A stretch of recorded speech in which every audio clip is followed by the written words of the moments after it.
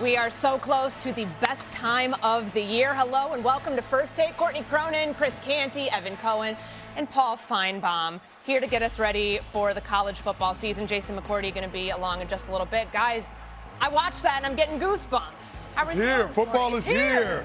The wait is over. Can't wait to get at it. All right. Get at it. Who's he going to take down within the next 2 minutes is really what he means. Get at it. Let's see who he takes down. I got a pretty good candidate with Paul Feinbaum on. So I think we're all good there. 11 days until the start of tailgates. We've got rivalry games, we've got packed stadiums. And yesterday, the 2026 college football season preseason AP poll dropped as we continue to march towards the start of the season. So Ohio State coming in ranked as the AP preseason #1 for the first time since 2015. Oregon comes in at #2, its highest preseason rank in program history. So the Big Ten going back-to-back in the top 2 spots, something that has not happened since 1961. The SEC does not lead the preseason poll for the first time since 2020, snapping the longest streak ever by a conference. Their 9 teams are the most from any conference in this poll and tied for the second most ever in a preseason poll. And defending national champion Indiana is the 3rd Big Ten team in the poll's top 6. And at this time last year, we were looking at the Hoosiers ranked 20th, which was the lowest preseason ranking by an eventual champion since Auburn came into the 2010 season ranked 22nd. So that is the table being set for this AP Top 25 poll headed into the season. Paul, let's start with the negatives here first. What is your biggest gripe with the AP poll?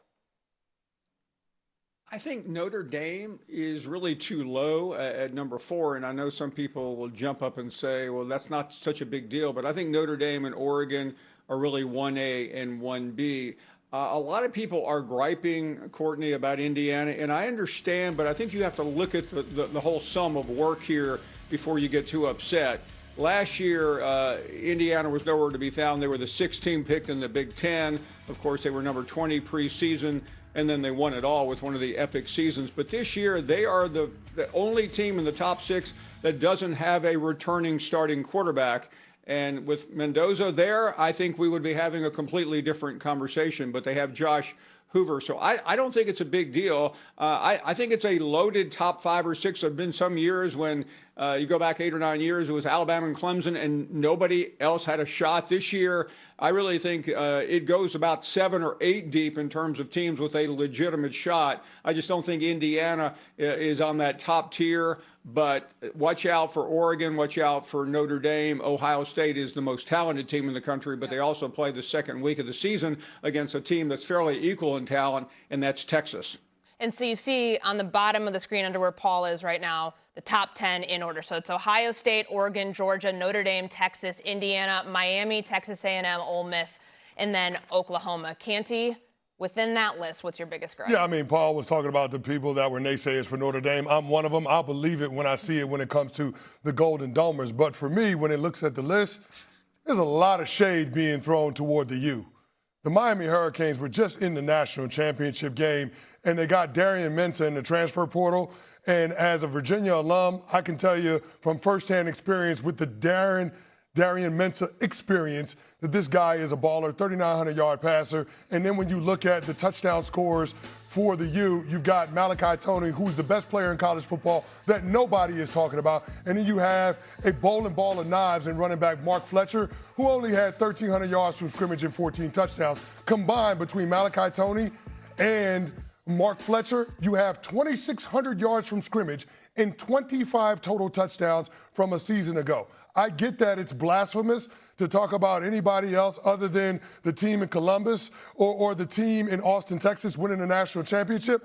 But for my money, the best triplets in college football reside in South Florida with the Miami Hurricanes. Now, I understand the Hurricanes lost a ton of talent. CeCe Mauanoa, first-round pick. Akeem Mesidor, Ruben Bain, first-round. You had 3 first-round draft picks in the trenches. So that is a lot to replace.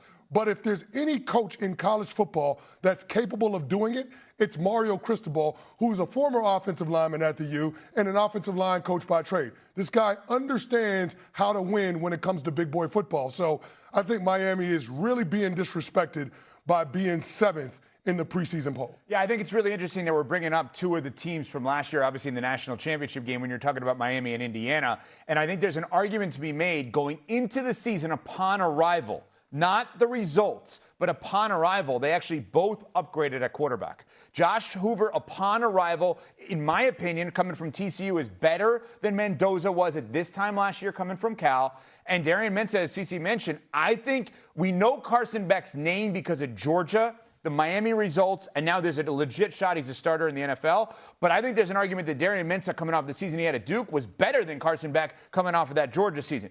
But all of that said, we're talking about disrespect in the top 10. The best quarterback in college for college this year is Trinidad Chambliss at Ole Miss. Yes. So when you're looking at the disrespect, and they're at number 9 overall, remember, this is not about how they're going to fare in the NFL. Cool, Arch Manning's going to go number 1 overall. He's probably going to be awesome one day. It doesn't matter as it relates to how he's going to do at Texas. Tom Brady's the best quarterback that ever lived. He was very good at Michigan. Wasn't an all-time great at Michigan. Does anyone remember anything about Patrick Mahomes' Texas Tech career? Not much. This is about what college quarterbacks are going to do in college. And Trinidad Chambliss, go watch those games post-Lane Kiffin against Georgia and Miami and what he was able to do. So to me, there's your disrespect right there in terms of the biggest surprise is Ole Miss should be higher up at number 9. Excuse me. Paul, do you agree? I agree about Chambliss, but I don't agree totally on Ole Miss. Evan, you make a really compelling argument, but Ole Miss's problem is that they lost the magician to LSU. And I know Pete Golding is a good defensive coach, and he has replaced a lot of people on that side of the ball, especially with losing Charlie Weiss Jr. as the offensive coordinator. But I just don't think Ole Miss is going to have the swag it did under Lane Kiffin, and it probably can deal with LSU on that third week. They also have to deal with Louisville, and I'm not trying to make a big deal about a first week game that really nobody is paying attention to. But Louisville's a good team. It will be an incredible test. The problem with Trinidad Chambliss is he doesn't need that much coaching. We saw in that Georgia game how magical he is. I mean, he is about as sensational on his own as any quarterback I have really seen, probably since Patrick Mahomes. But I worry about Ole Miss down the stretch. I mean, they've got the same tricky schedule that everybody else in the SEC has, dealing with Georgia and Texas and all the usual suspects. But I worry about them surviving the gauntlet. Well, you bring up Lane. I mean, listen, it is the offseason, so that is the time to talk about Lane Kiffin. Not during the championship rounds. We don't do it then as a head coach. And we're talking about, walking with that stride, that swagger. Like, I don't know. I kind of look at what Chambliss did for Ole Miss as more than what Jackson Dart did for Ole Miss. That Lane Kiffin got a guy from USC, and we would have thought, hey, that would have been the coming out party for Lane Kiffin, Ole Miss, Jackson Dart. That was good. He was a first-round pick. Maybe the Giants franchise quarterback. Chambliss is a better college quarterback. And so now I'm looking at it and wondering, can that guy, who I think is going to win the Heisman this year, can he carry a team, as you said, Paul, regardless of who the coach and coordinator will be at Ole Miss? And I think the answer is yes. I think he is the individual that walks with enough swagger that can carry this team to a higher record than 9 overall. Paul, can I just say, because we're talking about disrespect here and the teams that should be higher in this, let's look at Indiana at number 6, because there's a team that's coming off an undefeated season last year, Heisman Trophy winner. What they did in the playoffs is remarkable, yet now this all boils down to a quarterback change. Can we not factor in here the quarterback that they just got in Josh Hoover, just completed 4 years at TCU, threw for nearly 10,000 yards, 71